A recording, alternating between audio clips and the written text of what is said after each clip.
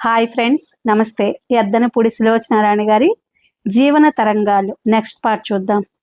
ఆ రోజు చంద్రం అరెస్ట్ అయి అప్పటికి వారం రోజులకు పైగా అయింది. చంద్రం ఆచూకీ ఇచ్చిన ఆ రోజు రాత్రి అతను చెప్పిన ప్రదేశాలన్నింటి మీద పోలీసులు దాడులు జరిగినాయి. కానీ ఫలితం వాళ్ళు ఊహించినంత గొప్పగా ఏమీ లేదు. కొండను తవ్వి ఎలకను పట్టినట్టు కొంతమందినే పట్టుకోగలిగారు. ఆ కొంతమందిలో ముఖ్యమైన 2 వ్యక్తులు విషపు సూదులు గుచ్చుకుని జైల్లో మరణించారు. చంద్రం అరెస్ట్ అయిన సంగతి, ఆచూకీ ఇచ్చిన సంగతి వాళ్ళకంత త్వరగా ఎలా తెలిసిపోయిందో గాని పోలీసులు దాడులు జరపడానికి వెళ్లేసరికే జాగ్రత్త పడ్డారు. ఎంతో ఆశతో ఈ వేట ప్రారంభించిన పోలీసు అధికారులకి నిరాశ ఎదురైంది. వారం రోజుల నుంచి రోజు పేపర్లు చంద్రాన్ని గురించిన వివరాలు రకరకాలుగా ప్రచురిస్తూనే ఉన్నాయి. స్థానిక దినపత్రికలు మరీ ప్రాధాన్యత ఇవ్వడంతో జనంలో ఈ విచిత్ర వ్యక్తిని చూడాలనే ఆసక్తి హెచ్చింది. ఈ వారం రోజుల్లో వేణుగోపాలరావు గారు కూడా కోలుకున్నారు. దాదాపు మృత్యువు కోరల్లో చిక్కి మళ్లీ బ్రతికి బయటపడ్డందుకు అందరూ ఆయనని అభినందించసాగారు. విజయ్, రోజాల ద్వారా చంద్రన్ తనకి రక్తం ఇవ్వడం, ఇక్కడే ఈ హాస్పిటల్లోనే పట్టుబడడం గురించిన వివరాలు విన్నాడు. ఆయనకి స్పృహ వచ్చినప్పటి నుంచి రోజా ఆయన్ని ఒక్క క్షణం కూడా విడవకుండా ఆయన దగ్గరే ఉండసాగింది. వేణుగోపాలరావు గారు కాస్త మంచం మీద లేచి కూర్చునే శక్తి రాగానే జైలుకి వెళ్లి కొడుకును చూస్తానని హఠం చేయసాగారు. డాక్టర్ ఆయనని కదలనివ్వలేదు. ఈ స్థితిలో ఏ మాత్రం శ్రమ పడినా మొదలుకే మోసం వస్తుందని గట్టిగా హెచ్చరించారు. రోజా కూడా ఆయనకి నచ్చజెప్పసాగింది. విజయ్, ఆనంద్ కలిసి తమకున్న పరపతి అంతా వినియోగించి చంద్రానికి సాధ్యమైనంత తక్కువ శిక్ష పడేలా చేయడానికి ప్రయత్నించసాగారు. చంద్రాన్ని జైల్లో చూడటానికి ఎవరికీ అనుమతి లభించడం లేదు. ఈ విషయంలో అధికారులు చాలా స్ట్రిక్ట్గా ఉన్నారు. చంద్రం పేరుతో అరెస్ట్ అయిన జేమ్స్ ఫోటో పేపర్లో చూడగానే లావణ్య నెత్తి మీద పిడుగుపడ్డట్టు అయింది. తన ప్రాణ స్నేహితుడని, తన సర్వస్వం అని నమ్ముతూ వచ్చిన ఈ యువకుడు దొంగల ముఠాలో ప్రధాన పాత్ర ధరిస్తున్న వ్యక్తి అని, స్వయంగా తన తండ్రి రక్తం పంచుకు పుట్టిన తన సోదరుడే అని తెలియగానే లావణ్యకి దాదాపు మతి భ్రమించినంత పనయింది.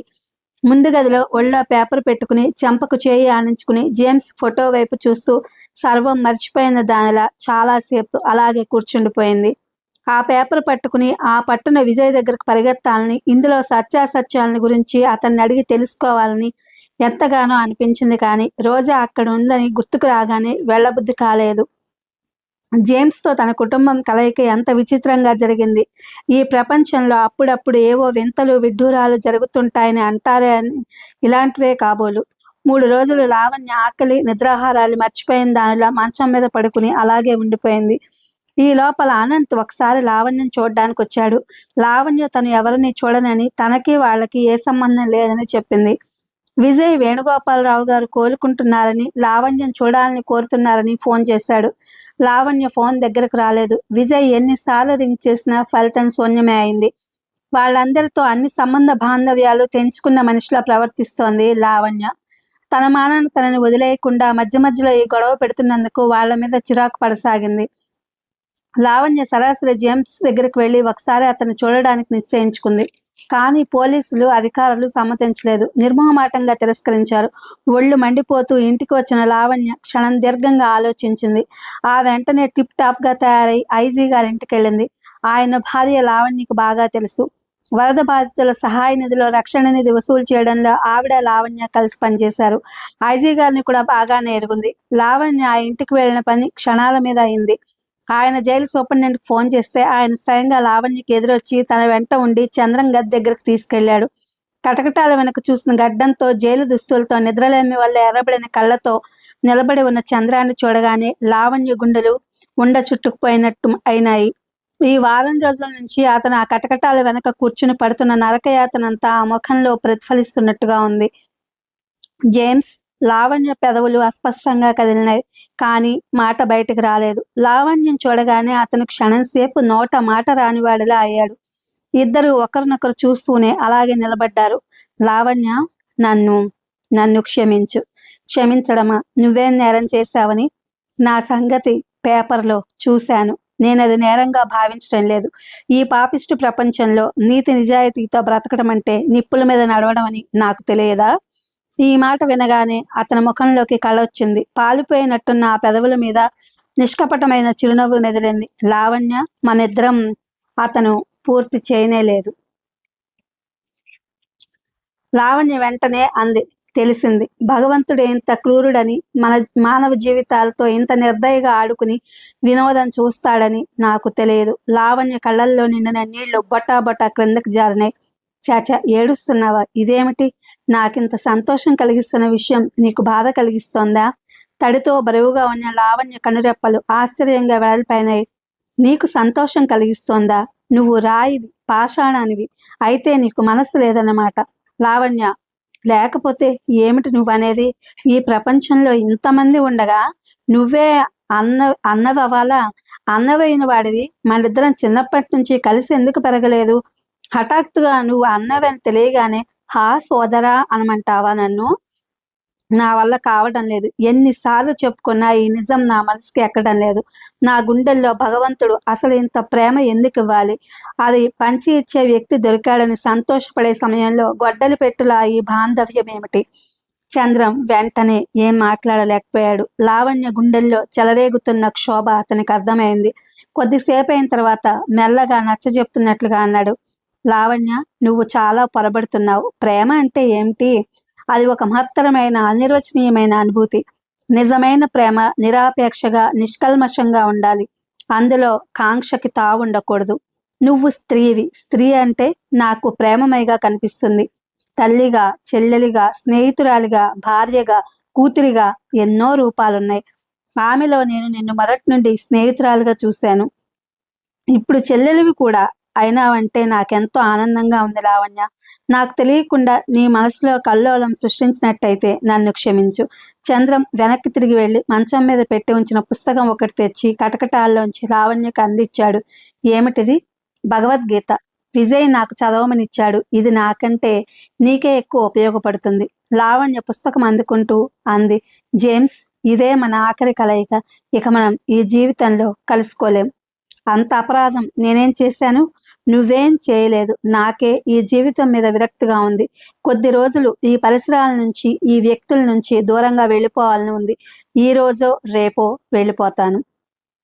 లావణ్య, నువ్వెక్కడున్నా సుఖంగా ఆనందంగా ఉండాలి. ఇది నా ఆశీస్సు. నీ పరిచయస్తుడిగా నిన్నోటి కోరుతున్నాను. జీవితాన్ని చాలా నిర్లిప్తంగా తీసుకో. నిరాసక్తిగా చూడడం నేర్చుకో.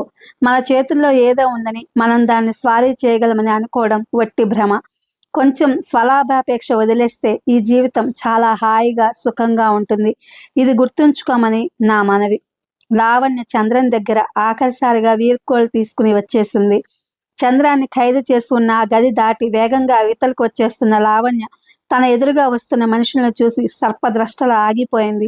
క్షణంసేపు లావణ్య చేతులు చంద్రమిచ్చిన భగవద్గీతకి బిగుసుకున్నట్టుగా పట్టుకున్నాయి. ఎదురుగా వేణుగోపాలరావు గారు, అనంత్, రోజా చెరవ పక్కన చేయి ఆశ్రయిస్తూ నడిపిస్తుండగా మెల్లగా నడిచి వస్తున్నారు. ఒక్క నిమిషం లావణ్య గుండెలు ఆగిపోయినట్టు మళ్ళీ రెట్టింపు వేగంతో కొట్టుకోసాగాయి. అది క్షణికం మాత్రమే. ఆ వెంటనే తెప్పరిల్లిన దానిలా నడక వేగం హెచ్చించి వాళ్ళని చూడని దానిలా గబగబా వాళ్ళ పక్క నుంచి దూసుకుపోయింది. వేణుగోపాలరావు గారు లేచి నడవకూడదని, ఇంకా విశ్రాంతి కావాలని డాక్టర్ విజయ్ ఎంత చెప్పినా వినలేదు. తనది మొండి ప్రాణం, అది ఒక పట్టాన పోదని, ఒకవేళ పోయినా కన్న పిల్లల సమక్షంలో ఊపిరి విడవడం కంటే మహాభాగ్యం ఇంకేది తనకుండదని, తన చంద్రాన్ని చూసి తీరాలని మొండిపట్టు పట్టారు. విజయ్ పని మీద వేరే చోటుకు వెళ్లడంతో రోజా, అనంత్ ఇద్దరు ఆ చంద్రాన్ని చూడడానికి జైలుకు వచ్చారు. వాళ్ళ వెంట ఫ్యామిలీ డాక్టర్ను కూడా వెళ్ళమని చెప్పాడు విజయ్. తల ఉంచుకుని ఆయాసపడుతూ నడుస్తున్న ఆయన లావణ్యను గమనించలేదు. అరే లావణ్య, అంది రోజా. ఆ మాట వినగానే ఆయన ఉలిక్కిపడ తలెత్తారు. ఏది? ఎక్కడ? మనల్ని చూసి కూడా చూడనట్లు వెళ్ళిపోయింది అన్నాడు అనంత్. ఈ మాట వినగానే ఆయన ముఖం కమిలిపోయినట్టయింది. వెళ్ళమ్మా, వెళ్ళి తీసుకురా. నేనేమి అననని, జరిగిందంతా మర్చిపోయానని చెప్పు. ఒక్కసారి అందరినీ కళ్ళారా చూసుకుంటాను అన్నారు ఆయన. ఈ మాటలు వినగానే రోజా ఆయన చేయి వదిలి వెనక్కి తిరిగి పరిగెత్తింది. లావణ్య, వెనక్కు నుంచి పిలుస్తూ వచ్చింది రోజా. లావణ్య ఆగలేదు. రోజా వచ్చి లావణ్య చేయి పట్టుకుంది. లావణ్య, ఆయన నిన్ను పిలుస్తున్నారు. లావణ్య రోజా స్పర్శకు కంపరం పుట్టిన దానిలో చేయి విదిలించేసింది. రానన్నానని చెప్పు, అంది వెళ్ళిపోతూ. లావణ్య, ఆయన నిన్నేమి అనరు, నీకేం భయం లేదు. ముందుకు నడుస్తున్న లావణ్య ఆగింది. వెనక్కి తిరిగి సూటిగా రోజా ముఖంలోకి చూసింది. ఏమిటి? భయమా? నాకా? ఎందుకు? నేను భయపడుతున్నానని ఎవరు చెప్పారు నీకు? నేను రానంటున్నది ఆయనకు భయపడి కాదు, మీ అందరికీ దూరంగా ఉండాలని, మీతో అన్ని సంబంధాలు తెంచుకోవాలని. మీరంతా మంచివాళ్ళుగా పవిత్రులయ్యే నేనే చెడ్డదాన్ని, దుర్మార్గురాల్ని. మీకు నాకు ఎలా కలుస్తుంది? ఎలా కుదురుతుంది? మనసులోని మంచితనం, ప్రేమ నటించడం నాకు రాదు. నేను చాలా మామూలు మనిషిని, మీలాంటి గొప్పదాన్ని కాదు. నిజం చెప్పాలంటే గొప్పవాళ్ళం అన్నట్టు, అతీతులం అన్నట్టు ప్రవర్తించే మీరంటే నాకు అసహ్యం. మీ నీడ కూడా భరించలేను నేను. లావణ్య ఆయనకి ఏనాడో చచ్చిపోయింది. మా ఇద్దరి మధ్య తండ్రి కూతుళ్ళ అనుబంధం ఎప్పుడో తెగిపోయింది. ఇప్పుడు నేనున్నా లేకపోయినా పర్వాలేదు. నువ్వున్నావుగా, చాలు, వెళ్ళు. లావణ్య ముఖం తిప్పుకుని చరాచరా వెళ్ళిపోయింది. రోజా నోట మాట రానట్టు అక్కడే నిలబడిపోయింది. లావణ్య నడక పరుగులా మారింది. ముఖంలో దుఃఖం, అసంతృప్తి పోటీ పడుతున్నాయి. గబగబా అక్కడి నుంచి యువతలకు వచ్చేసింది. లావణ్య గుండెల్లో సన్నగా నొప్పిలాంటిది ప్రారంభమైంది. జీవితంలో అపురూపమైనదేదో పోగొట్టుకున్నట్టు వెల్తిగా, శూన్యంగా అనిపించసాగింది. దీనికి అంతటికీ కారణం తండ్రి.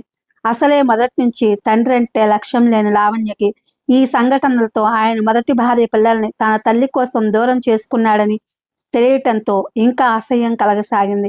అన్నింటికంటే దురదృష్టం ఆ రోజా తమ్ముడు చంద్రమే జేమ్స్గా తన జీవితంలోకి రావడం. ఈ ఊహే లావణ్యకి భయంకరంగా అనిపించసాగింది. స్థాణువులా నిలిచిన రోజా దగ్గరికి అనంత్ వేణుగోపాలరావు గారు మెల్లగా వచ్చారు. ఏది లావణ్య? వెళ్ళిపోయింది అంది రోజా. ఆయన నిట్టూర్పు విడుస్తూ అన్నాడు, నేను దాన్ని క్షమించినా అది నన్ను క్షమించదు. ముగ్గురు చంద్రం గదివైపు నడక సాగించారు. లావణ్యకి తండ్రి మీద అంత ద్వేషం ఎందుకో రోజాకి నిజంగా అర్థం కావటం లేదు. ఇది ఫ్రెండ్స్, ఎద్దనపూడి సులోచనారాణి గారి జీవన తరంగాలు. Thank you for watching.